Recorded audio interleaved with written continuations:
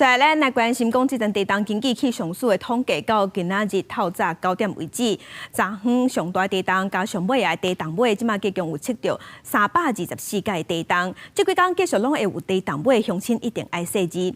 另外，花莲秀林乡、和平乡、富士川伫今仔日是宣布停止上班上课。所以咱继续来关心今仔日的天气。今仔日也是真烧热，各地拢将有可能出现30度以上的高温。咱同齐来看温度。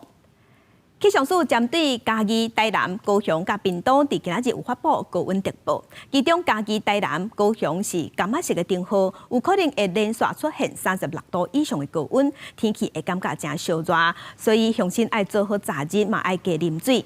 也若清明连假这2天会有锋面通过。